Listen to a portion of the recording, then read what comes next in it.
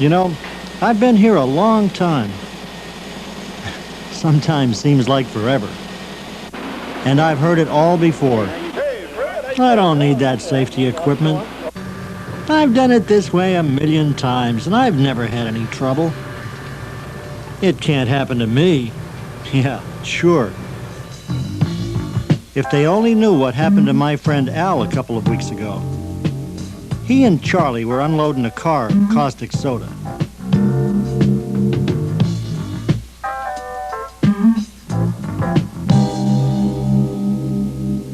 Let's see an instant replay. Wow, Al really got it. He found out that carelessness will catch up to you. So you gotta take care with caustic soda.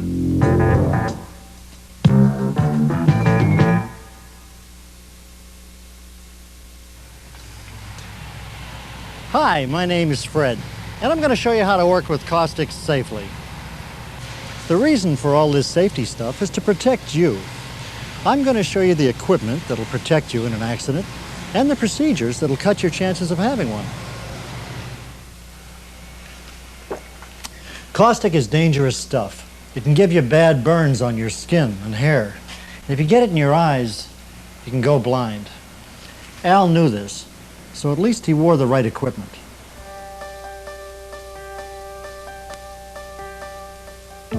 Al wore plastic safety goggles, and look, he wore his glasses, not contact lenses.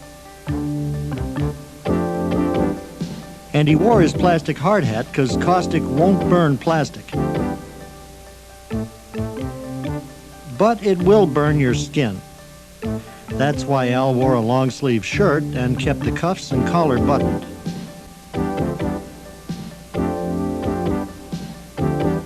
Look at this. If caustic does this to leather, think what it'd do to your skin and eyes. And this little example tells you something else. You don't wear leather or wool around caustic. That's why Al wore rubber safety boots with his pants on the outside to keep the caustic out. And he wore a good pair of chemical gloves. We also have these plastic face shields and slicker suits for stuff like... Wait a minute, I'm getting a little bit ahead of myself. I've got some other stuff to show you first, just a sec.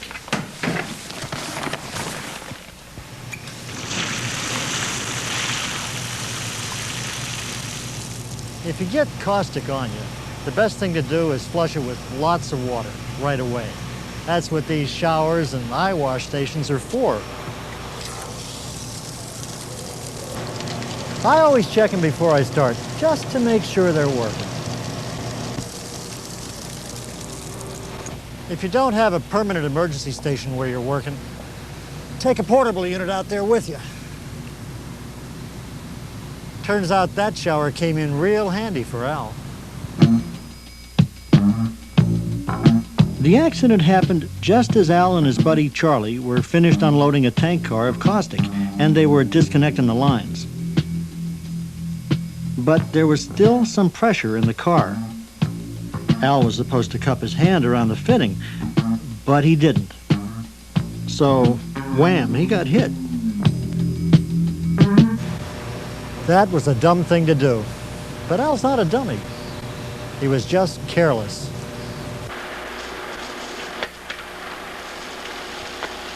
He got under the shower with his clothes on and took them off under the shower. But he left his goggles on so the caustic wouldn't get in his eyes. The doc checked him over and said he'd be okay because he did the right thing after the accident. But he shouldn't have had the accident in the first place. Al's back at work now, but he's a lot more careful about safety than he was before. And because he's such an expert, he's going to show us what to do if you get caustic on you. First, you want to protect your eyes. They're the only ones you got. The easiest way to get caustic in your eyes is to wipe the sweat off your forehead when you got caustic on your gloves. It's a habit you gotta break. If caustic gets in your eyes, wash them out right away, even under the lids. You should keep it up for at least 15 minutes. After you wash off your skin or your eyes, go straight to the doctor to get checked over. Well, that's it for what you wear and what you do in case of an accident. Now me and Al are going to show you how to keep accidents from happening. Let's start when the car comes into your unloading area. After you spot it, the first thing you want to do is make sure it stays put. Set the handbrake.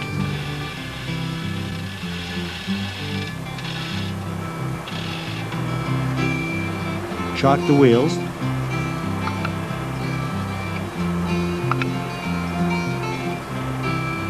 And lock a switch or close a derail one car length away. Then put a DOT stop sign out to warn people you're unloading.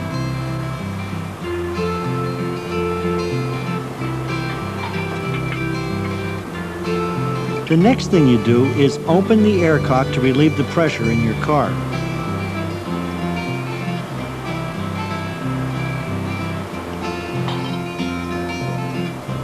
Remember to cup your hand over the aircock in case any caustic sprays out. You can do it if you're wearing your rubber gloves like you're supposed to. Check your lines for defects. Make sure the gasket is in good shape. Use steel or rubber parts because they'll stand up to caustic. Don't use aluminum because it'll dissolve before your eyes. You might have to steam heat your lines, even if it doesn't seem too cold outside. Let me show you why. Look, at about 80 degrees, caustic flows like water. But if the temperature goes down to 60 degrees, it's thick, like syrup, hard to unload. So if your car's been outside during really cold weather, take its temperature. Just lower a thermometer into the manway. If it's much below 80 degrees, you'll have to preheat the tank. You might have a crust of frozen caustic.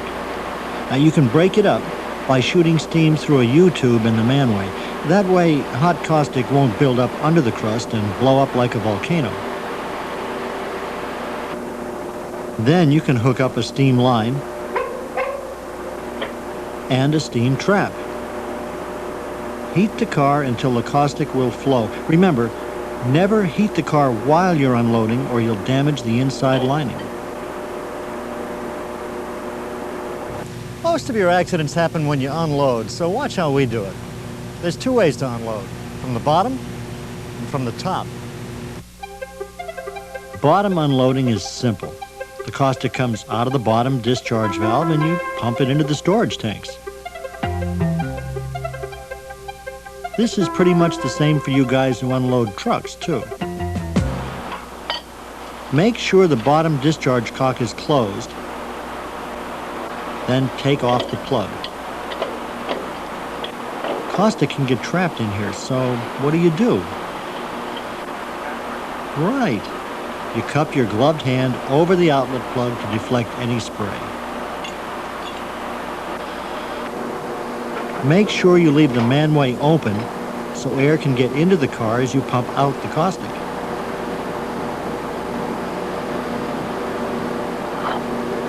Now open the internal valve.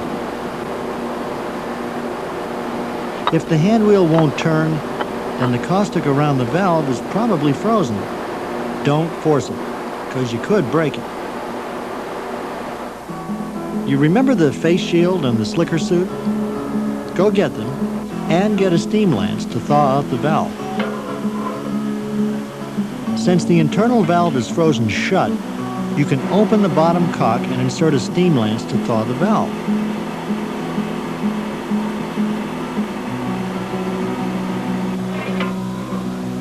When the valve is clear after 10 or 15 minutes, close the bottom cock and open the inside valve. Now you can hook up your unloading nipple. Connect the unloading line and open the bottom cock. When you top unload, you pump air into the car to force the caustic out the top discharge valve into your storage tank. This is also the way you unload barges. First, you want to check out the fittings for defects that could let your air out or spray you with caustic.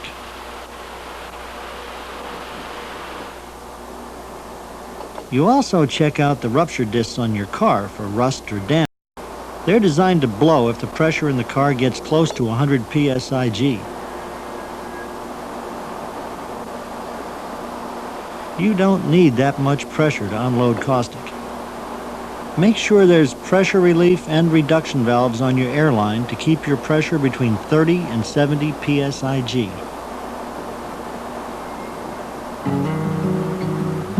Now make sure the 2-inch cock is closed and take out the plug on the adduction pipe.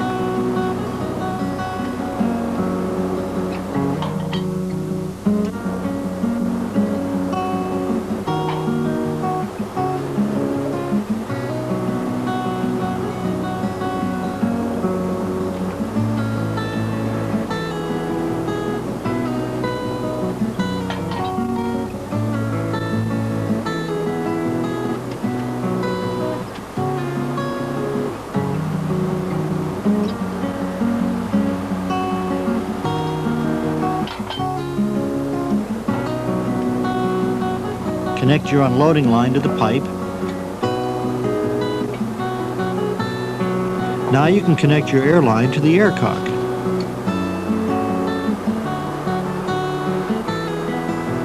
Turn up the air pressure until you get your normal flow of caustic. Then recheck your lines and fittings for leaks.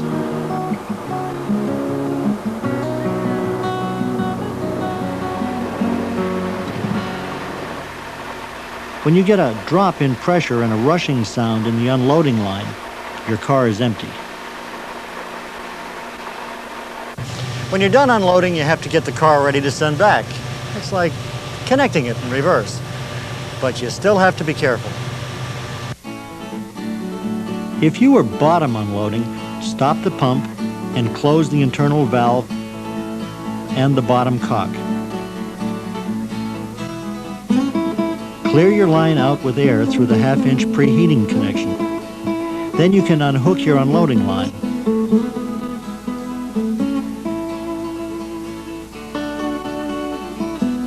With top unloading, leave the air on for a bit to clear your unloading line.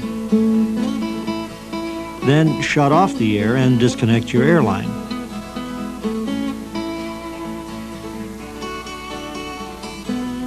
This is where Al got into trouble. When you unhook your unloading line, cup your hand over the connection to deflect any spray. Whether you're top or bottom unloading, look through the manway to make sure the car is empty before you send it back to the railroad. Hose down the outside of the car in case any caustic got spilled. That way the next guy down the line won't get burned. That could be me, you know. The last thing you do is reverse the placard to show there's hazardous residue in the car. Well, that's about it for unloading. But I have a couple or 3 tips for you that can make your life a lot easier.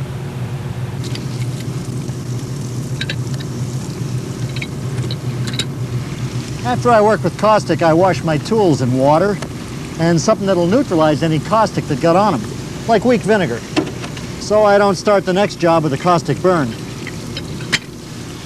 Let me see. What else? Oh yeah, telephone numbers. If there's a transportation problem or an accident involving a truck, barge, or train carrying caustic, call Chemtrack. If you have any other emergency with caustic soda that you can't handle, you can call PPG in Natrium, West Virginia for help. They answer 24 hours a day, 7 days a week. Don't worry if you can't remember that number. You can get these little cards from PPG. They have that number on the front and space on the back for your local emergency numbers. Keep one of these in your wallet and you'll be ready for anything. PPG also offers a variety of literature to help you make your work site a safer place. Let's just go over it one more time, real quick. Protect yourself with goggles and rubber or plastic safety gear. Make sure the shower and eye wash work, or set up a portable unit if you have to. Fittings and hoses should be steel, rubber, or plastic. Check your gaskets. And remember to cup your hand over the valves to deflect the spray. If you get caustic on you, flush it with water for at least 15 minutes and don't rub it. That'll make it worse. Then get to a doctor. Well, that's all I can do for you. You see, there's more to safety than just knowing the rules. When you get right down to it, your safety is your responsibility. No one can protect you from yourself. So when you're around caustic soda, you got to take care. See you around.